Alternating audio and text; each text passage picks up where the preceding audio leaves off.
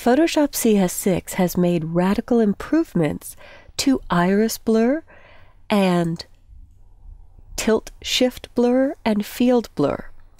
These three blur tools can now be applied directly on canvas. So I'm going to choose filter, blur, and iris blur. And an iris blur will do a radial blur around any point that you choose in an image. In this shot, I want to move this so the bride and groom are the focal point and the rest of the background gets blurred out. If I want the target to be more on them, I could click and drag closer to the couple with these white circles. And I could move this a little further. Now I love the detail in the bridal bouquet that she's holding. So I hold down Option or Alt, and I can pull this down to gain more detail here. Well, whether that's a pocket scarf or a flower, I'll have to zoom in to see. But in this area, I can hold down Option or Alt and individually control how far out these 2 points are blurring. Over on the right, I can increase or decrease my blur. And I could apply field blur or tilt shift directly from here.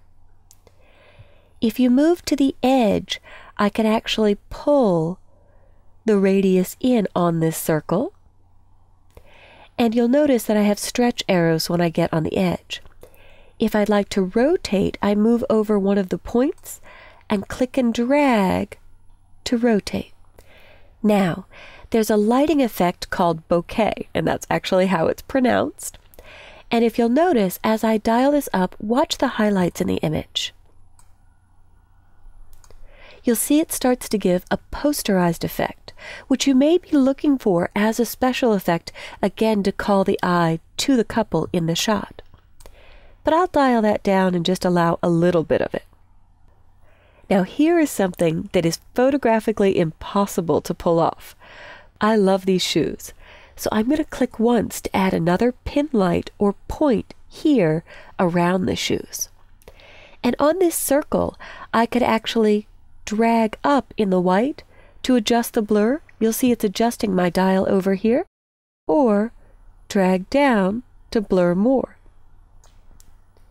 I can pull these points in to really focus in on those shoes, and then control how big the circle is by going towards the edge and pulling that in as well. And I'm happy with this. If I click OK, I can hit Ctrl-Z or Command-Z to see a before and after. Here we are. Command-Z or Ctrl-Z, before. Command-Z or Ctrl-Z again, after. Now in this next image, I'm going to apply a tilt-shift effect. Tilt-shift lenses are very expensive. My goal with applying this effect is to make these people on the stairs look miniature. So if I go to Filter, Blur, Tilt Shift, in the Tilt Shift dialog, I can pull the blur point up to the 3rd level of stairs in this shot.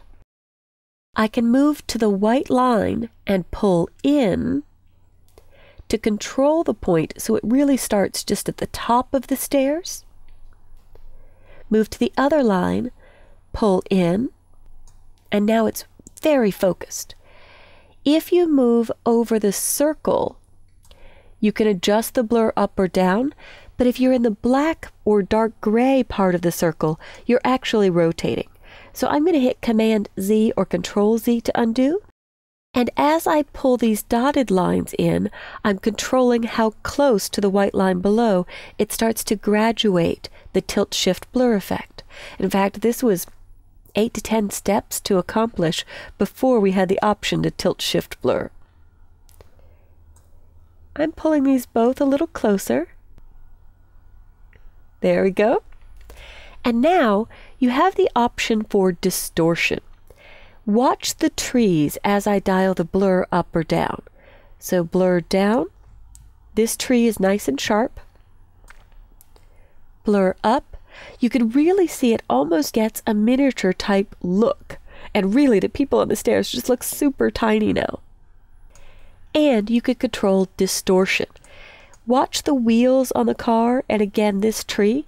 As I drag distortion up, this looks more scrunched. As I drag it down, the tree starts to look a little bit taller. It often helps to drag this in extremes to see really what it's doing. And then, if I do distort this, watch the wheels again. If I check symmetric distortion, they don't radiate around as much, and actually the tree looked like it got more flat. I'll turn off symmetric distortion, and it looks like it's jumping a little bit outside. Turn it on again, and it takes a few seconds to kick in and out. So I check myself just by turning off and on. I'm happy with this result, so I will click OK. And here you have it. Command Z to see before, Command Z again to see after. It's really a distraction technique for your eye that makes the people look like they are miniature. A very cool special effect, and try it on a few shots where you have an object in focus, like a boat that's sitting on a shore. If you apply it to the landscape in the background, that boat will look super tiny because everything else will look big with the blur effect applied to it.